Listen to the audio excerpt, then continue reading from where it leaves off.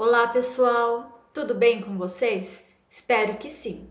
Eu sou a professora Marcela e hoje vamos conversar sobre os sinais de pontuação. Vamos lá? Ponto final. O ponto final, ele pode ser usado na finalização de frases declarativas. Por exemplo, a semana começou complicada. Para a separação de períodos, ela vai estudar mais tempo, ainda é cedo. Também na abreviação de palavras. Senhor, Vossa Excelência, entre outros. Ponto de interrogação. É usado em perguntas. Quando você chegou? E às vezes pode ser usado junto com o ponto de exclamação para enfatizar o enunciado. Não acredito, é sério? Ponto de exclamação. É usado para indicar admiração, alegria, raiva, medo ou espanto. Que lindo, parabéns, que medo. É também usado em frases imperativas para indicar uma ordem. Já chega. A vírgula. A vírgula é usada em muitos casos. Vamos ver alguns deles? Para separar orações independentes, por exemplo, queria sair para comemorar meu aniversário, mas não posso. Use a vírgula para separar explicações que estão no meio de frase.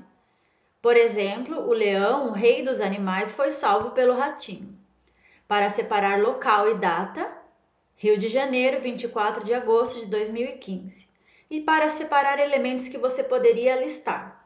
Traga picolé de uva, groselha, morango e coco. 2 pontos. Fazer explicações sobre algo. Gostaria de fazer algo diferente. Viajar para a praia. Para indicar uma relação. No meu colégio há quadra de esportes, piscina e salão de festas. Para indicar a fala de um personagem em um diálogo. Mamãe disse: filho, tome cuidado. Aspas. São usadas para isolar palavras ou expressões. Por exemplo, a aula do professor foi irada. E também para indicar uma citação textual. Um país se faz com homens e livros. Essa frase é de Monteiro Lobato. Travessão é usado para indicar a fala de um personagem. Então ela disse: gostaria que fosse possível fazer a viagem antes de outubro. Para indicar mudança do interlocutor nos diálogos, né? Querido, você já lavou a louça? Sim, já comecei a secar, inclusive. Substituir a vírgula em expressões ou frases explicativas. Dizem que Elvis, o rei do rock, na verdade detestava atuar. Ponto e vírgula são usados para separar os itens de uma sequência. Veja o exemplo. Para preparar o bolo, vamos precisar dos seguintes ingredientes: uma xícara de trigo, 4 ovos. Também é usado para indicar uma pausa maior que a vírgula. Precisamos estudar bastante. Essa semana teremos avaliações todos os dias. Reticências são usadas para indicar uma interrupção de pensamento. Eu gosto de você, mas... Para indicar dúvidas ou hesitação, sabe? Andei pensando uma coisa, mas não é nada demais. E também para interromper uma frase incompleta. Quem sabe se tentar mais tarde? Agora a gente vai ler um texto chamado A Herança, bem interessante. Um homem rico estava muito doente. Sentindo que sua hora estava chegando, pediu papel e caneta e escreveu: deixo meus bens à minha irmã, não ao meu sobrinho. Jamais será pago a conta do padeiro. Nada dou aos pobres.